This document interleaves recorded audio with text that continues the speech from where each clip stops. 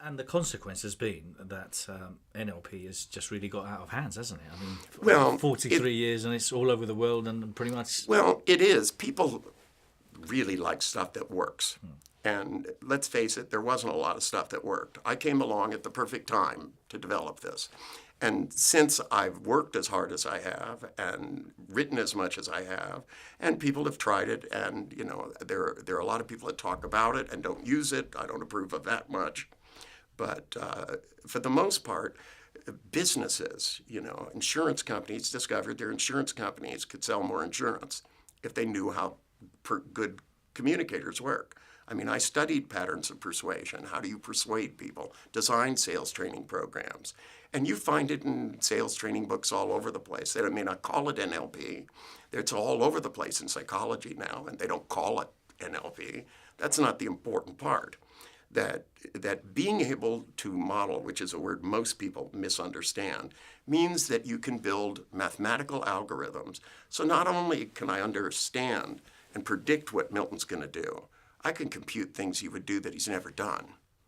I know what he would do in other situations had they come up, because by being able to create a calculus, just like any kind of a calculus, you can, even though you can describe the arc of throwing one thing, you can describe the arc of how something else will go differently, because you understand the relationships between things. When you understand enough about language patterns and how intuitions are structured, and now that we have been able to look inside the brain a lot closer, and we understand about neurosynaptic pathways and how the brain is hooked up, and all those things I discovered years ago about eye movement patterns, they're now 40 years later verifying. I found them because I had just watched people. You go, what color are your mother's eyes? And they go, let's see. I don't know how psychology missed all of that. It has a neurological base. I started looking for it because I read a little thing in a neurology magazine, a journal once, about how they'd done an experiment where they attached things to people's eyeballs, and when their eyes jiggled, since it couldn't move, image moved with it, the images dissolved. And when they said, what was the image? Everybody stopped and did this. And the woman said, that must be significant somehow. Well, it turns out when people think in different places in their mind, that when they think about what they believe versus what they doubt, when they talk to themselves versus when they pay attention to their feelings, even in English, it's downright important. And when people access their eyes down and to the right, then they're more apt to be in touch with the entemic nervous system, which is all the neurological connections between the organs and the intestines, which we used to just think had to do with digestion and heart beating, but it's sophisticated enough set of neural networks that I think it accounts for what people call feelings. And it can be controlled if you know how to do it. And people who control it for different reasons, actors go into states on purpose and get them to be stronger on purpose through method acting. Well, method acting itself, is where you take thoughts and you organize them to produce feelings.